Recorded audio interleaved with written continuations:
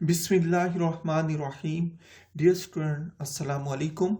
Course title है calculus and analytical geometry, week number 14। Topic जो आज हम स्टडी करेंगे वो है higher derivatives and Leibniz theorem. तो हायर डेरिवेटिव क्या होते हैं और हम लेबनीज थ्योरम के हवाले से बात करेंगे। देखिए, किसी भी फंक्शन का एक से ज़्यादा डेरिवेटिव लेना, इसको हायर डेरिवेटिव कहते हैं। ठीक है, तो सबसे पहले हम इसमें लेबनीज थ्योरम की बात करेंगे। तो इसमें हम कहते हैं if F and G are two functions whose derivatives up to order N exist. हमने कहा अगर हमारे पास दो फंक्शन हो, एक एफ हो और एक जी हो, और दोनों जो फंक्शन एफ और जी हैं इनके एन ऑर्डर तक डेरिवेटिव एग्जिस्ट करते हो। एन ऑर्डर डेरिवेटिव का मतलब ये इनके एन डेरिवेटिव एग्जिस्ट करते हो, मतलब फर्स्ट भी करता हो एग्जिस्ट, सेकंड डेरिवेटिव भी एग्जिस्ट करे, थर्ड डेरिवेटिव भी एग्जिस्ट करे, and up to so on उसके डेरिवेटिव लिए जा सकते हो। ठीक है, whose derivative up to order n exist in the interval I, then Lebanese theorem क्या है? दो फंक्शन मल्टीप्लाई हो रहे हैं, उनका हमने nth डेरिवेटिव लेना है। देखिए, जो हायर डेरिवेटिव सिंपल है वो आप एफएससी में भी पढ़ चुके हैं, आप उसकी कैलकुलस की बुक से मजीद भी प्रैक्टिस करें, वो बिल्कुल आसान है। मैं आपको लेबनीज थ्योरम बता रहा हूं। इसमें दो फंक्शन जो हैं वो मल्टीप्लाई हो रहे हैं, एफ और जी दोनों मल्टीप्लाई हो रहे हैं, और इनका जो डेरिवेटिव है वो nth है। तो हम क्या करते हैं, हम यहां पर लिखते हैं NC0। ये कंबिनेशन का फार्मूला होता है, ये आपको पता है कंबिनेशन का फार्मूला, ये आगे चल के क्वेश्चन के अंदर भी हम डिस्कस करेंगे। ये हमारे पास जो इसका फार्मूला है ये मैं आगे चल के बताता हूं। NC0 nth derivative of f into g. देखिए, पहले जो डेरिवेटिव है एफ का nth डेरिवेटिव आ गया, ऑर्डर कितना था? n था। एफ का nth डेरिवेटिव आ गया, जबकि जी का हमने कोई डेरिवेटिव नहीं लिया। याद रखें स्टूडेंट, यहां पर जो डेरिवेटिव हैं ये ब्रैकेट के अंदर लिखे गए हैं। अगर इसको हम ब्रैकेट के अंदर नहीं लिखेंगे तो इसका मतलब ये होगा ये पावर्स हैं, ये डेरिवेटिव नहीं है। लिहाजा ये गलती मत कीजिएगा कि इनको ब्रैकेट, हमेशा ब्रैकेट के अंदर लिखें। अगर ब्रैकेट के अंदर नहीं लिखेंगे वो डेरिवेटिव नहीं होंगे, वो सिर्फ पावर तस्वर की जाएंगी और क्वेश्चन गलत हो जाएगा। तो इसके बाद NC0 से स्टार्ट हुआ NC1, इसके बाद F का एक डेरिवेटिव कम हो गया। पहले कितना था? n था, अब n-1 हो गया, जबकि G का एक डेरिवेटिव आ गया, पहले कोई डेरिवेटिव नहीं था, अब एक डेरिवेटिव आ गया। इसके बाद ये NC2 आ गया, प्लस NC2 जो f है उसका एक और डेरिवेटिव, पहले n-1 था अब n-2 हो गया, जबकि g का एक डेरिवेटिव पहले 1 था अब एक और बढ़ गया, ये 2 हो गया, प्लस अप टू सोन। ये प्रोसेस वहां तक जारी रखेंगे जब ऊपर और नीचे वाली टर्म दोनों बराबर नहीं हो जाती। ये 0 से स्टार्ट होगा, n0 से स्टार्ट होगा और n तक जाएगा। जब n तक पहुंचेंगे तो क्या होगा? अब जो f का होगा, ये देखिए, ये अगर आप देखें तो इसका कोई डेरिवेटिव नहीं है, तो इसका 0 डेरिवेटिव है। ये जो टर्म होती हैं ये दोनों माइनस होती हैं, ये दोनों n-0, ये f की पावर आ गई और नीचे वाला g की पावर आ रहा है। ये n और ये 1 ये दोनों माइनस होके f के डेरिवेटिव बन गए, और जो नीचे वाला है ये g का डेरिवेटिव हो गया। सिमिलरली जब NC2 था तो n-2 यहां पर आ गया, जो नीचे वाला था वो g के ऊपर चला गया। सिमिलरली जब इन दोनों टर्म को हमने माइनस किया तो n-n क्या हो गया? f0। f0 का मतलब क्या हुआ कि f का कोई डेरिवेटिव नहीं आएगा, जबकि g का ये नीचे वाला ये nth डेरिवेटिव आ जाएगा। ये फार्मूला स्टूडेंट आपको याद रखना है।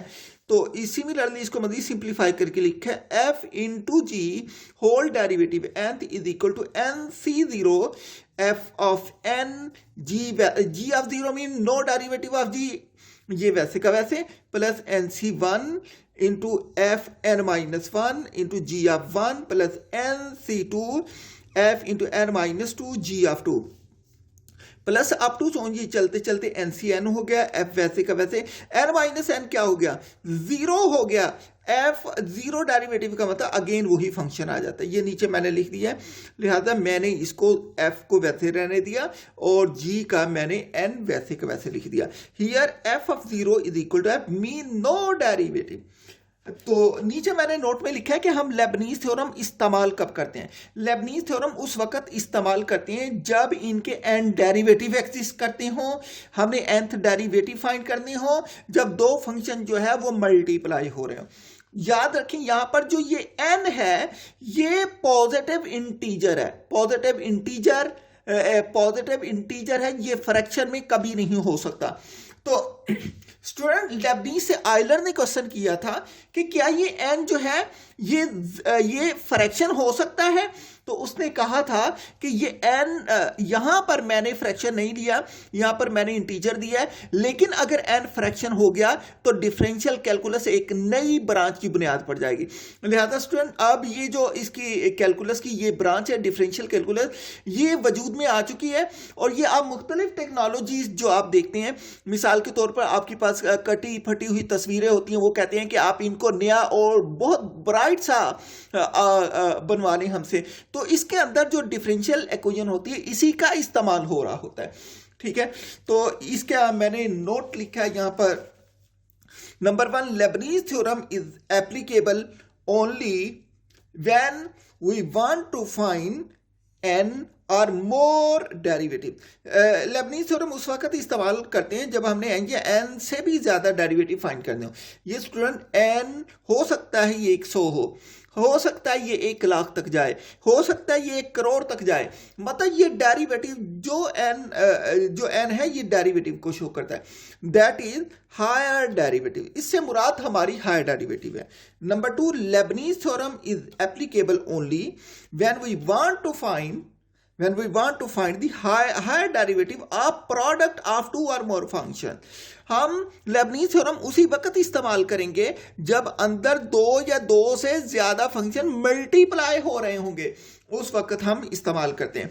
लेकिन मैंने नीचे लिख दिया है नंबर 3 पे, remember that in Lebanese theorem n is any positive integer and n is not equal to 0। ये n जो है ये फ्रैक्शन नहीं हो सकती, n 0 नहीं हो सकता, इसके अलावा n जब भी आएगा ये पॉजिटिव इंटीजर ही आएगा। नेक्स्ट हम इसके कुछ क्वेश्चन देखते हैं स्टूडेंट। यहां पर देखें ये बहुत आसान है। यहां पर उसने हमें कहा है, एग्जाम्पल नंबर 1 की बात करते हैं। Question number 1, if y is equal to x square e raised to power ax then find the nth derivative। तो उसने कहा है कि आप nth डेरिवेटिव फाइंड करें। तो हम यहां पर सबसे पहले y is equal to x square into e raised to power ax, ये दो फंक्शन मल्टीप्लाई हो रहे हैं, इन दोनों फंक्शन को अलग अलग करके लिखेंगे। मैंने यहां पर दिया है f of x is equal to e raised to power ax, ये मैंने लिया। एफ ऑफ एक्स हमेशा उसको लें जिसके डेरिवेटिव, इन दोनों में कंपैरिजन करें कि किसका डेरिवेटिव पहले खत्म हो जाना है, किसका खत्म नहीं होना। जिसके ज्यादा डेरिवेटिव लिए जा सके उसे एफ ऑफ एक्स से लिख लें। इसी को क्यों, ज्यादा डेरिवेटिव वाले को क्यों एफ ऑफ एक्स से लिखते हैं? क्योंकि फार्मूले के अंदर जो शुरू में हायर डेरिवेटिव होते हैं वो एफ के ही होते हैं, लिहाजा ऐसा फंक्शन जिसके ज्यादा डेरिवेटिव लिए जा सकते हो उसको हम हमेशा शुरू में एफ ऑफ एक्स ही कहेंगे। यहां पर मैंने लिखा f of x is equal to e raised to power a x into g of x is equal to, ये दूसरे को जिसके डेरिवेटिव जो कम आते थे उसको मैंने एक्सक्यूट कर दिया। इसके बाद मैंने इसे जर्नल फॉर्म में लिखा, लिहाजा मैंने इनकी वैल्यू पुट की, मैंने ये वाई वैसे का वैसे लिखा। इसके बाद मैंने क्या किया स्टूडेंट, मैंने एक्स स्क्वायर की वैल्यू जी पुट कर दी और ई एक्स की वैल्यू एफ पुट कर दी। किसी को भी पहले लिख लें बाद में लिख लें, इससे कोई फर्क नहीं पड़ता। लिहाजा एफ ऑफ एक्स को मैंने पहले लिख दिया, एक्स स्क्वायर की जगह जी ऑफ एक्स को मैंने बाद में लिख दिया। इसके बाद हमने डेरिवेटिव कौन सा फाइंड करना है स्टूडेंट, हमें उसने एग्जांपल के अंदर बताया कि डेरिवेटिव आपने जो फाइंड करना है वो nth डेरिवेटिव फाइंड करना है, ठीक है। इसलिए मैंने दोनों साइड पर nth लिख लिया, n ब्रैकेट के अंदर लिखा है, मीन इनका मैं nth डेरिवेटिव लेने जा रहा हूं। तो इसके बाद मैंने ये y होल डेरिवेटिव n वैसे का वैसे रखा है। इसके बाद मैंने इसको एक्सपेंड कर दिया। एक्सपैंड जब करते हैं इन दोनों को एक्सपैंड किया, ये एक्सपेंशन आप समझ लें और आपको आनी चाहिए। देखिए डेरिवेटिव कौन सा है, डेरिवेटिव n है तो यहां पर n आएगा, एन हमेशा कहां तक, एनसी 0 तक जाएगा, क्योंकि फार्मूले के अंदर एनसी 0 ही आता है, लिहाजा इसी को देखते हुए मैंने एनसी 0 का। उसके बाद एफ का डेरिवेटिव एन आ गया, जी का कोई डेरिवेटिव नहीं आया, प्लस उसके बाद एनसी 1 आ जाएगा, उसके बाद एफ का एक डेरिवेटिव कम हो गया, जी का एक डेरिवेटिव आ गया, प्लस उसके बाद NC2 हो जाएगा, NC2 हो गया, इसके बाद F का एक और डेरिवेटिव कम हो गया और G का एक और डेरिवेटिव बन गया, प्लस अप टू सोन, प्लस इसके बाद क्या हो गया, NCN हो जाएगा, F का डेरिवेटिव खत्म हो जाएगा और G का डेरिवेटिव N आ जाएगा। ये फार्मूला पहले लिख दिया। अब इस फार्मूले में देखिए हमें क्या चाहिए, F का nth डेरिवेटिव चाहिए और G का कोई डेरिवेटिव नहीं, F का n-1 डेरिवेटिव, G का कोई डेरिवेटिव नहीं। हम इसके डेरिवेटिव फाइंड करते हैं, लिहाजा इसके डेरिवेटिव फाइंड करने के लिए मैंने क्या किया, मैंने यहां पर f(x) जो था मैंने e⁴ax लिखा और जो g(x) था इसको मैंने x² लिखा। अब देखिए इसका पहला डेरिवेटिव फाइंड करें तो मैंने ऊपर इसकी पावर में ब्रैकेट के अंदर 1 लिख दिया है, ब्रैकेट के अंदर 1 लिख दिया इंटू f(x). इसका एक्सपोनेंशियल का डेरिवेटिव क्या आएगा, एक्सपोनेंशियल का डेरिवेटिव e⁴ax आएगा। तो आप जानते हैं कि एक्सपोनेंशियल का डेरिवेटिव एक्सपोनेंशियल ही होता है, ऊपर इनर पार्ट ax है, ax का डेरिवेटिव a आ जाता है। इसके बाद मैंने इसका सेकंड डेरिवेटिव लिया, इसका सेकंड डेरिवेटिव क्या आएगा स्टूडेंट, इसका सेकंड डेरिवेटिव, इसका अगेन डेरिवेटिव लिया, जब अगेन डेरिवेटिव हमेशा x के लिहाज से लेना है, तो जितने डेरिवेटिव आएंगे वो जो फंक्शन के अंदर वेरिएबल इस्तेमाल हो रहा है उसी के लिहाज से आएंगे, ठीक है। इसके बाद इसको a² इंटू e⁴ax लिखा। एंड मैंने यहां पर देखा जब मैं यहां पर 1 था डेरिवेटिव तो a की पावर 1 थी, e⁴ax था, जब f की पावर 2 थी तो a² था, e⁴ax वैसे के वैसे था। सिमिलरली अप टू सोन जब nth डेरिवेटिव लूंगा तो a की पावर n e⁴ax, लिहाजा जब n-1 यूज करूंगा तो इसका मतलब होगा an-1 इंटू e⁴ax। जब fn-2 डेरिवेटिव लेना होगा तो a की पावर, सिमिलरली इसी को देखते हुए हमने कहा वो a⁴n-2 इंटू e⁴ax हो जाएगा।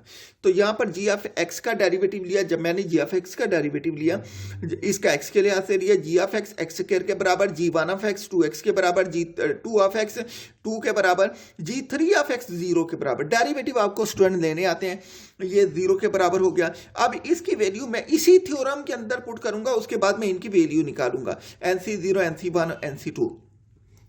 तो स्टूडेंट यहां पर हमने देखा कि जो हमारे पास ये y का nth डेरिवेटिव है यहां पर, तो yn मैंने वैसे का वैसे लिखा is equal to NC0 f का nth डेरिवेटिव, f का nth डेरिवेटिव ये है a⁴n e⁴ax। उसके बाद इसके साथ क्या आ गया, g आ गया, g किसके बराबर है, x² के बराबर, ये x² हो गया, प्लस NC1, ये NC1 हो गया। अब देखिए यहां पर fn-1 है तो इससे पिछला डेरिवेटिव मैंने खुद इसको देखते हुए कि a की पावर 1 कम हो जाएगी क्योंकि एक बढ़ती जा रही, तो ये हो गया an-1 इंटू e⁴ax। इसके बाद क्या था, g का पहला डेरिवेटिव था, फर्स्ट डेरिवेटिव, g का फर्स्ट डेरिवेटिव किसके बराबर, 2x के बराबर, प्लस इंटू NC2 हो गया और f का nth डेरिवेटिव क्या हो गया स्टूडेंट, n-2 जो होगा an-2 इंटू e⁴ax।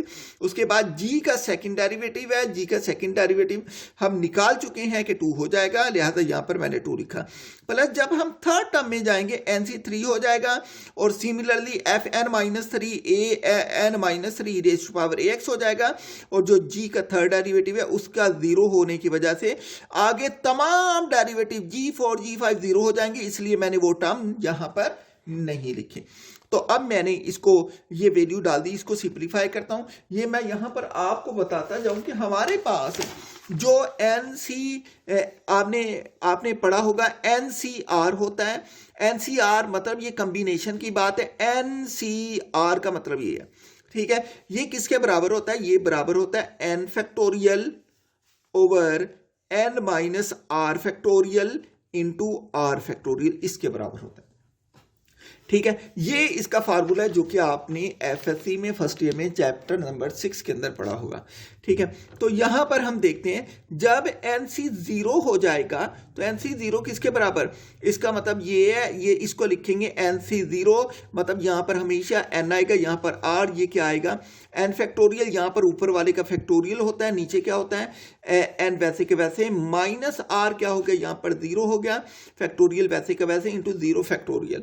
तो आपको पता है कि स्टूडेंट 0 फैक्टोरियल जो होता है वो 1 के बराबर ही होता है। ठीक है, 0 फैक्टोरियल 1 के बराबर होता है, तो NC0 जो हो जाएगा वो क्या हो जाएगा, ये हो जाएगा NC0 which is equal to n factorial वैसे का वैसे, नीचे क्या हो जाएगा n फैक्टोरियल, 0 का फैक्टोरियल 1 हो गया, सिमिलरली n फैक्टोरियल से n फैक्टोरियल कैंसल, बाकी क्या बचा 1 into 1 that is equal to 1 आ गया। सिमिलरली जब NC1 फाइंड करना है, ये डायरेक्ट लिखूंगा, इसे हम लिखेंगे n factorial over n-1 factorial into 1 factorial. तो हम नीचे वाला n-1 है, इसको कैंसिल करने के लिए ऊपर वाले को एक्सपैंड करते हैं, n इंटू n-1 फैक्टोरियल यहां शिफ्ट हो गया, बाकी क्या बचा n-1 फैक्टोरियल इंटू 1 फैक्टोरियल जो होता है वो 1 ही होता है, ये n-1 फैक्टोरियल से n-1 कैंसिल, यहां पर n आ जाएगा। सिमिलरली जब NC2 देखेंगे तो ये n फैक्टोरियल ओवर क्या हो जाएगा n-2 फैक्टोरियल इंटू 2 फैक्टोरियल आ जाएगा। इसको जब एक्सपैंड करेंगे, नीचे n-2 फैक्टोरियल है, ऊपर भी n-2 तक एक्सपैंड करेंगे, n-1 n-2 फैक्टोरियल वैसे के वैसे divided by n-2 factorial into 2 factorial किसके 2 के बराबर होता है। अब देखिए ये और ये के फैक्टोरियल वाले कैंसिल, बाकी क्या बचा n इंटू n-1 2 का फैक्टोरियल 2 होता है, ये यहां पर मैंने ये मुझे जो जरूरत है वो मैंने निकाली है। इसी तरीके से आप हायर जो टर्म्स हैं इनकी सी कम्बिनेशन की वो भी निकाल सकते हैं।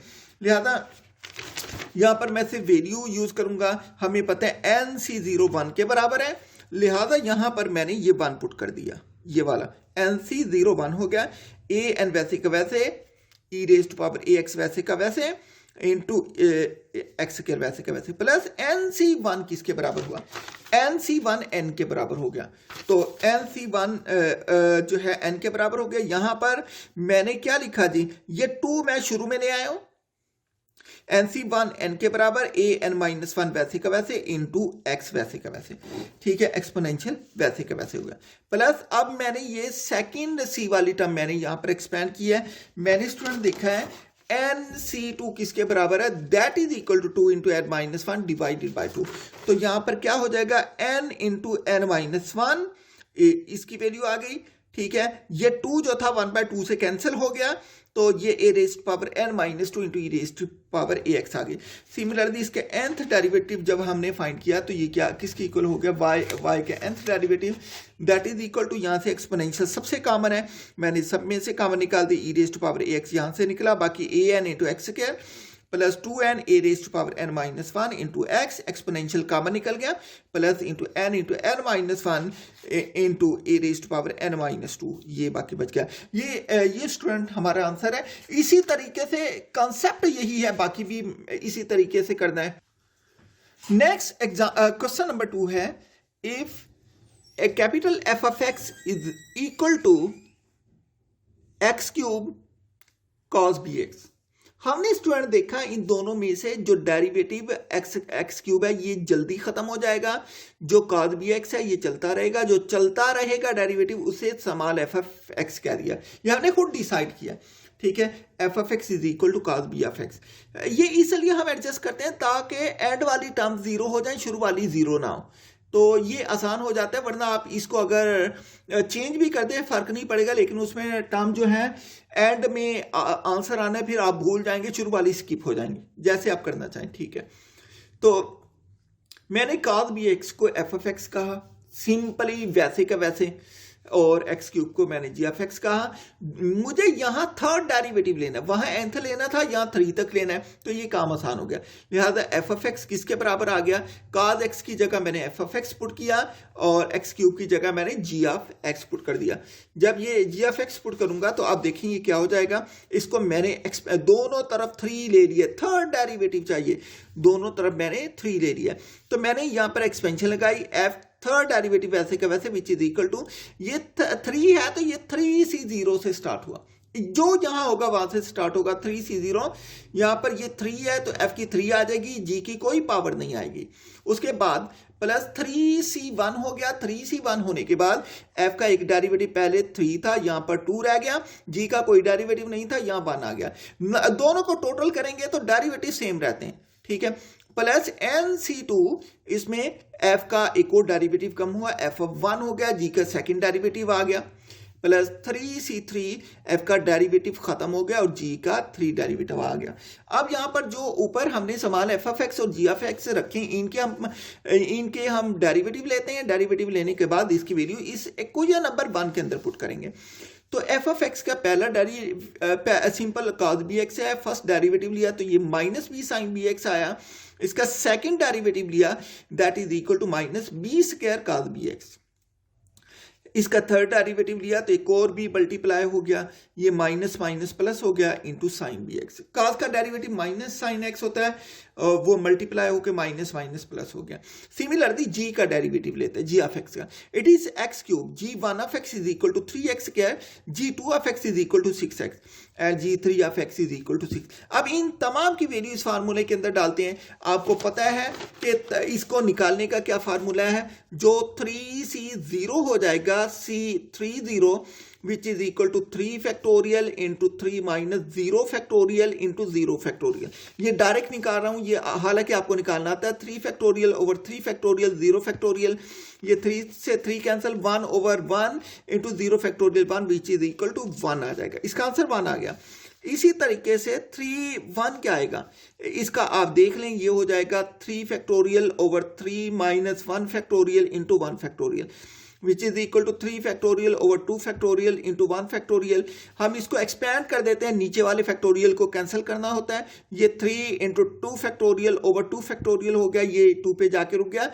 1 factorial का फैक्टोरियल 1 होता है, ये कैंसिल हो गया। इसका answer 3/1 which is equal to 3 आ जाएगा।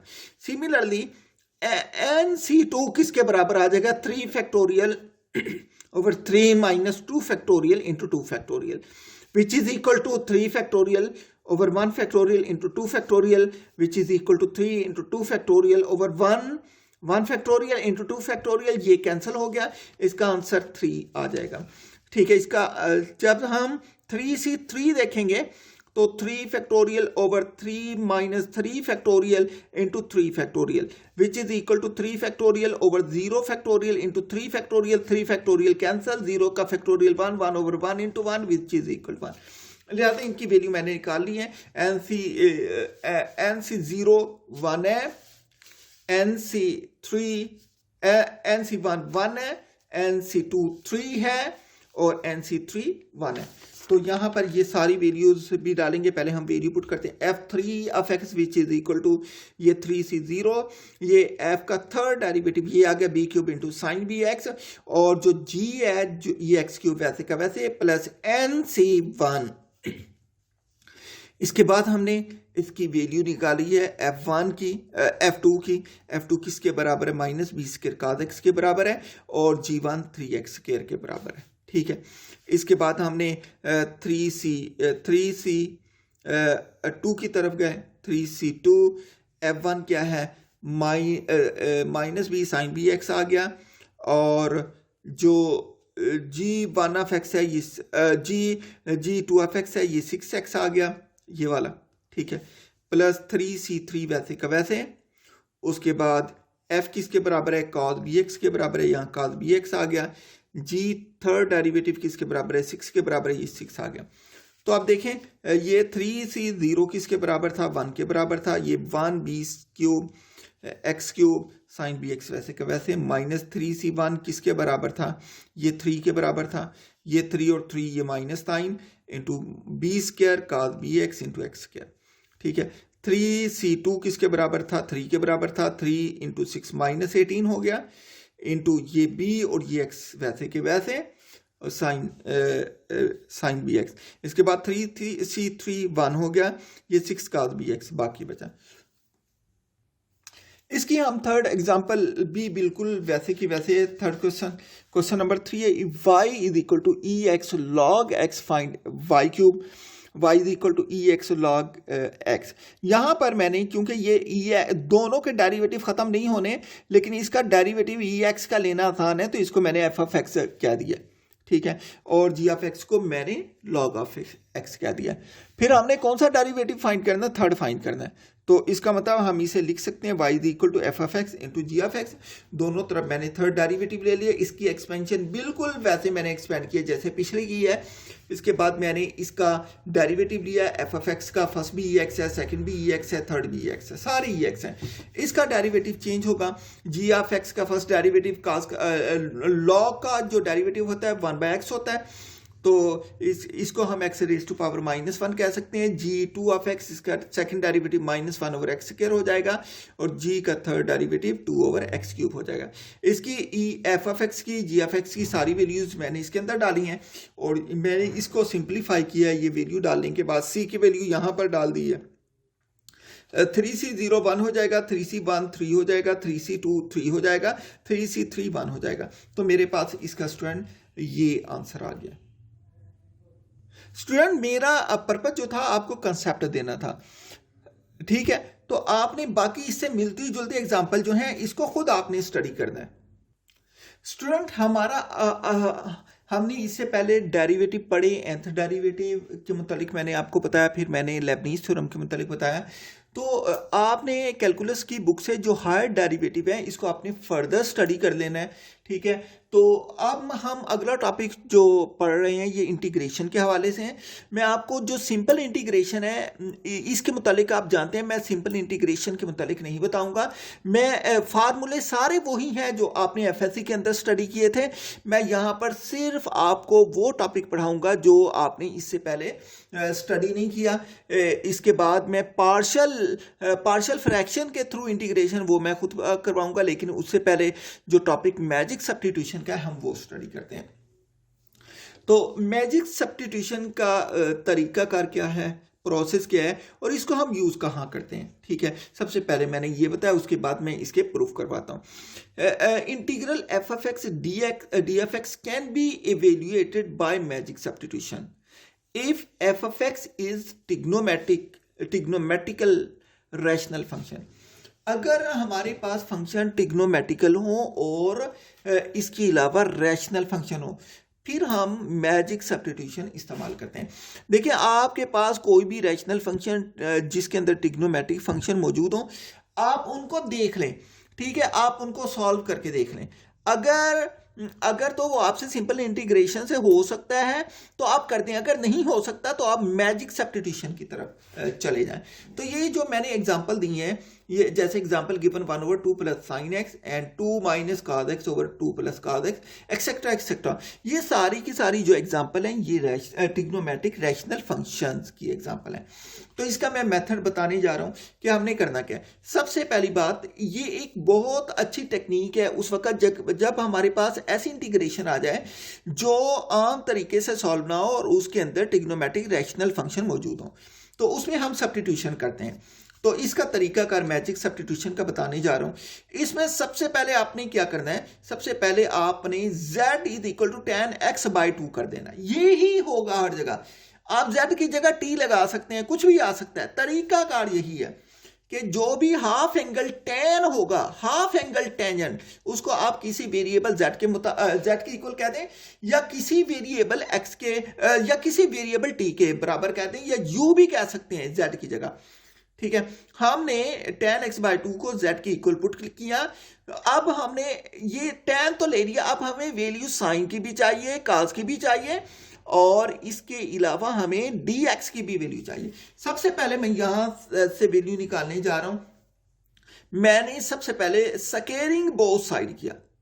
स्केयरिंग बोथ साइड, जब मैंने दोनों तरफ स्केयरिंग की तो g square is equal to 10 square x by 2 हो गया। Now adding 1 on both side, अब दोनों तरफ 1 ऐड कर दूंगा, 1 plus g square is equal 1 plus 10 square x by 2, ये हो गया। हम जानते हैं कि सीकन स्केयर एक्स थीटा या secant square x is equal 1 plus 10 square x, लिहाजा इस 1 प्लस 10 स्केयर एक्स की जगह मैंने सीकन स्केयर एक्स बाई 2 पुट कर दिया, क्योंकि एंगल यहाँ एक्स बाई 2 था, ये एक्स था तो यहाँ एक्स है, यहाँ एक्स बाई 2 है तो यहाँ भी एक्स बाई 2। इसके बाद 1 plus g is equal to, हम जानते हैं सीकन स्क्वायर किसके बराबर होता है, secant theta is equal to 1 over cos theta होता है। तो मैंने इसको चेंज कर दिया, 1 प्लस जी स्क्वायर, नीचे कुछ नहीं है तो 1 है, which is equal to secant square की जगह मैंने 1 over cos square x by 2, जो एंगल यहाँ वही यहाँ आ जाएगा। अब दोनों को मैंने उलट दिया, दोनों को रेसिप्रोकल ले लिया, ये 1 नीचे था ऊपर आ गया, जो ऊपर वाला था 1 प्लस जी स्क्वायर नीचे चला गया, विच इज इक्वल टू जो नीचे था वो कास स्क्वायर एक्स बाय 2 ऊपर आ गया, जो ऊपर वाले नीचे 1 चला गया, तो 1 नीचे नहीं लिखते, तो कास स्क्वायर एक्स बाय 2 किसके बराबर आ गया, 1 प्लस जी स्क्वायर के बराबर आ गया। स्टूडेंट हमने वैल्यू निकालनी है साइन एक्स की, काज एक्स की, और इसके अलावा हमने डी एक्स की वैल्यू निकालनी है, ये मैं आपको पहले बता चुका हूं। तो अब हम देखते हैं इसके मजीद, हम फर्दर फार्मूले प्रूव करते हैं। हमने यहां पर कहा we also know that cos x is equal to 2 cos square x by 2 minus 1, it is equation number 3। अब मैंने इसके जो है मैंने यहाँ पर मैं cos square x by 2 निकालने जा रहा हूँ, ये मैंने डबल एंगल फार्मूला इस्तेमाल किया, जो आप जानते हैं cos 2 थीटा को 3 तरीकों से लिखा जा सकता है, क्योंकि मुझे cos की वैल्यू मालूम है, साइन की मालूम नहीं है, तो इसलिए ना पहला इस्तेमाल कर सकता हूँ ना तीसरा इस्तेमाल कर सकता हूँ, मैंने दूसरा इस्तेमाल किया।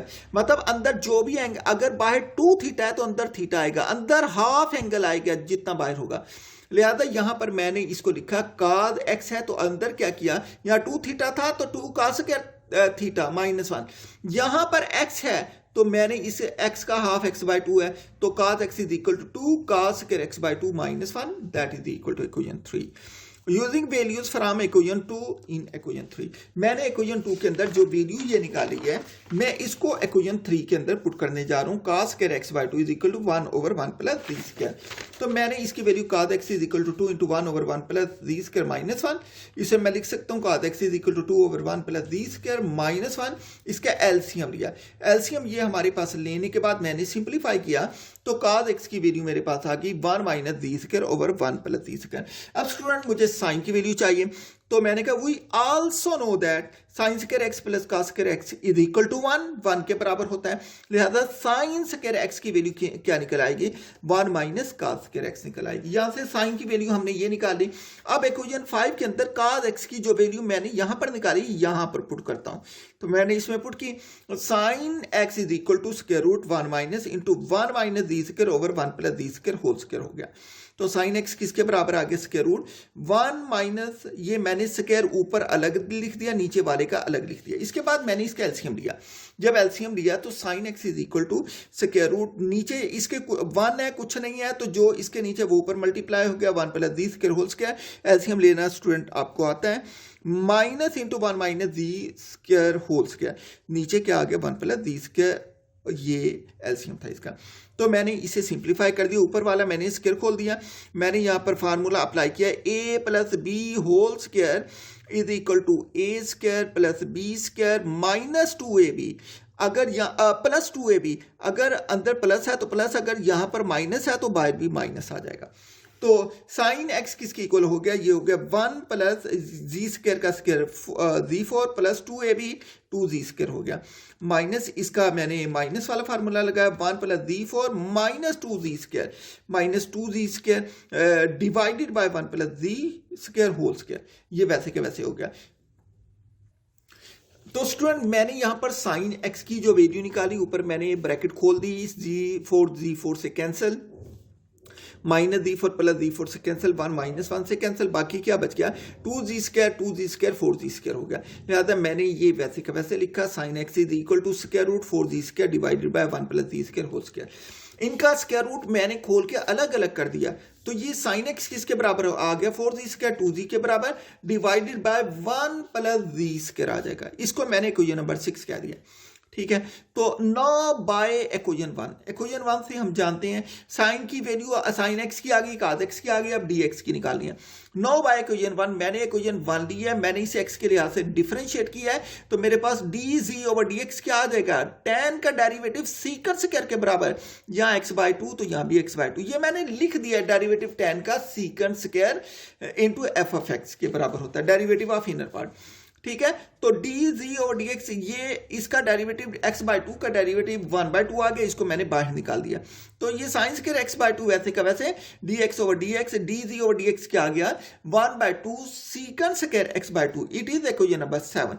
Now using values from equation static, second square x/2 is equal to 1 plus ji square, तो मुझे वैल्यू किसकी चाहिए, dx की चाहिए, तो मैंने इसे सिंप्लीफाई करने के बाद इनको रेसिप्रोकल ले लिया, उलट दिया है, ये पहले dz ओवर dx था, मैंने यहां पर dx ओवर dz किया, तो ये क्या हो गया 2/1 प्लस d स्क्वायर आ गया, लिहाजा dx की वैल्यू मुझे चाहिए, जब dx की वैल्यू चाहिए तो dz दूसरी तरफ जाकर मल्टीप्लाई होगा, dx is equal to 2/1 plus d square into dz। अब देखिए ये स्टूडेंट हमने सारी वैल्यूज निकाली हैं, ये तीनों फार्मूले मैंने अगेन लिख दिए, यही यूज करेंगे चारों के z is equal to tan x/2 and sin x is equal to 2z over 1 plus d square, 3 cos x is equal to 1 minus z square over 1 plus d square, 4 है dx is equal to 2dz over 1 plus d square. इसके example करते हैं, यही फार्मूला use करेंगे, evaluate integral of 1/2 plus sin x into dx, इसको मैंने solve करना है। सॉल्यूशन में सबसे पहले मैंने इसको कह दिया है let it is equal to i, that is equal to integral, मैंने dx को ऊपर लिख देंगे, साइड पे लिखिए, इससे कोई फर्क नहीं पड़ता, dx over 2 plus sine x. अब मैंने जो फार्मूले ऊपर प्रूव किए इनकी वैल्यू मैंने इसमें पुट करनी है, पुट dx किसके बराबर है 2dz over 1 plus d square, sine x किसके बराबर है 2z over 1 plus d square, ये वैल्यू मैं पुट करूंगा dx की और साइन z की, तो i इज इक्वल टू मैंने dx की जगह ये वैल्यू पुट की है dx की 2dz over 1 plus d square divided bye 2 वैसे के वैसे प्लस साइन एक्स किसके बराबर है 2z ओवर 1 प्लस z स्क्वायर, ये मैंने यहां पर साइन की जगह पर ये लिखा 2z ओवर 1 प्लस z स्क्वायर आ गया, i is equal to 2dz over 1 plus d square divided by नीचे वाले का एलसीएम ले लिया, एलसीएम लिया तो 1 प्लस d स्क्वायर, ये 2 इससे मल्टीप्लाई हो जाएगा 1 plus d square plus 2z हो जाएगा। तो अब मैं क्या करता हूं, नीचे वाले का एलसीएम इसका लेके ये आ चुका है, इसके बाद मैं इसको लिखता हूं i is equal to integral ये 2dz over 1 plus d square वैसे का वैसे, आप नीचे देखिए इसको मैंने सिंपलीफाई कर दिया, ये 2 अंदर मल्टीप्लाई हो गया 2 plus 2z square plus 2z over 1 plus d square. मैंने इसे क्योंकि ये दो फ्रैक्शन है, मैंने पहले को वैसे लिखा 2 integral 2dz over 1 plus d square, ये वाली वैसे की वैसे, जब नीचे वाली ऊपर आएगी तो ये उलट जाएगी, ठीक है, ये क्या हो जाएगा 1 plus d square divided bye, मैंने इसको अरेंज करके और 2 कॉमन लेके लिख दिया, ये 2 इंटू जी स्क्वायर प्लस जी प्लस 1 हो गया। अब ये तो कैंसिल हो गए, ये 2 भी इससे कैंसिल हो जाएगा, जो कि मैंने अगले स्टेप में किया, बाकी क्या बचा 2dz ओवर 2 इंटू ये जी स्क्वायर प्लस जी प्लस 1 आ गया, तो ये 2 से cancel, i is equal to, ये नहीं, ये तरीका मैं आगे जाके बताता हूं, i is equal to integral dz over z square plus ji plus 1। अब मैं इसको कंप्लीटिंग स्क्वायर से मैं कर सकता हूं, तो मैं इस पर कंप्लीटिंग स्क्वायर मेथड लगा दूंगा। Now we solve this by completing square method, completing square method से सॉल्व कर रहा हूं। तो स्टूडेंट मैंने यहां पर जी स्क्वायर प्लस जी प्लस 1 को कंप्लीटिंग स्क्वायर मेथड से करने जा रहा हूं। सबसे पहले z है, ये दरमियान वाला 2a भी होता है, ये प्लस 1, ये वही तरीका है जो कि आपने मैट्रिक में किया, मैंने पहले का स्क्वायर ले लिया, दूसरे का स्क्वायर नहीं बनता तो ये 2a भी है, मैंने यहाँ पर 2a भी लिखा। अब a वही होगा जो शुरू में आएगा, लिहाजा 2 फार्मूले का ये क्या हो गया, ये z वैसे का वैसे। अब देखें दरमियान में मुझे क्या चाहिए, z चाहिए, जबकि ये क्या बन रहा है 2z बन रहा है, 2z को z बनाने के लिए मैंने 1/2 से मल्टीप्लाई कर दिया, तो ये करने के बाद जी हो जाएगा, वही रहेगा। अब इसका स्क्वायर कंप्लीट करना था, जो भी मैंने यहां पर दिया उसी का स्क्वायर ऐड कर दिया, क्योंकि इस जो हम ऐड करेंगे वो ही हम स्क्वायर माइनस भी कर देंगे ताकि इस पर कोई फर्क ना पड़े, और ये जो प्लस 1 था ये वैसे का वैसे रह गया। तो जी स्क्वायर प्लस जी प्लस 1। अब देखिए ये तो कंप्लीट स्क्वायर हो गया, ये जी वैसे का वैसे 2ab के साथ प्लस है तो ये प्लस आ गया, ये 1/2 है तो 1/2, इसका स्क्वायर दोबारा एक्सपेंड करके देखिए यही आएगा। उसके बाद मैंने 1 को पहले लिख दिया, 1/2 का स्क्वायर माइनस 1/2 का स्क्वायर मैंने माइनस 1/4 किया, तो g square plus ji plus 1 is equal to, ये हो गया जी प्लस 1/2 होल स्क्वायर प्लस इसको मैंने लिखा 3/4, तो g square plus ji plus 1 is equal to, इसको लिखा g plus 1/2 whole square plus ये क्या हो गया, ये स्क्वायर रूट 3/2 होल स्क्वायर हो जाएगा। Using this values of z square plus ji plus 1 in equation 2, ठीक है, आई इज इक्वल टू, इसकी जगह पर मैं यहां पर इक्वेशन के अंदर पुट करने जा रहा हूं, मैं यहां पर इसकी जगह पर इसकी वैल्यू मैं पुट कर दूंगा, तो जी स्क्वायर प्लस 1 किसके बराबर है, I is equal to integral d से, इसकी जगह पर मैं इसकी वैल्यू ये वाली पुट कर रहा हूं, ये मैंने पुट किया into g plus 1/2 whole square plus square root 3/2 whole square, इसको मैंने स्क्वायर बना दिया। तो ये किससे मिलता जुलता है, ये आपने देखा होगा, ये tan का फार्मूला होता है, integral of dx a square plus x square is equal to 1/a tan inverse x over a plus c।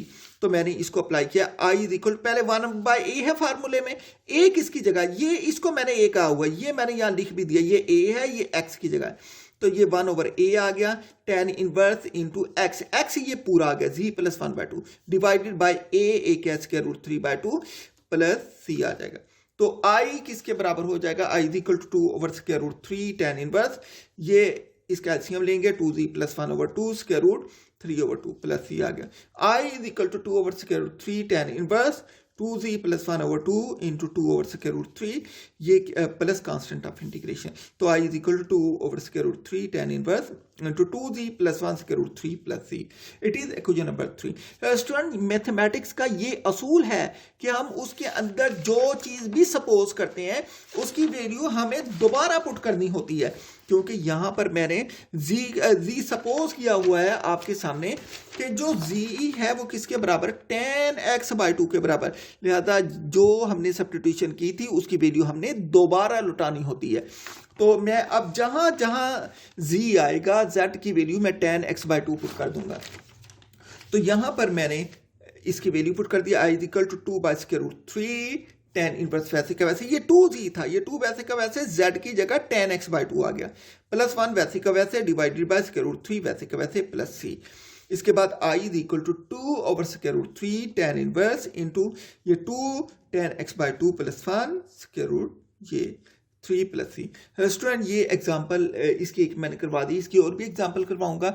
याद रखें ये लेक्चर बहुत लंबा होता जा रहा है, हमारे 1-2 टॉपिक रहते हैं, वो आगे मैं 1 या 2 मेकअप लेक्चर लेके इसी वीक के अंदर मैं अब फाइनल कर दूंगा, लिहाजा आप मुझसे कंफर्म कर लीजिएगा कि मैं एक लेक्चर जो है ट्यूसडे को भी डालूंगा, कोशिश करूंगा कि वेडनेसडे को डाल के मैं आपको वाइंड अप कर दूं। ओके, अल्लाह हाफिज़।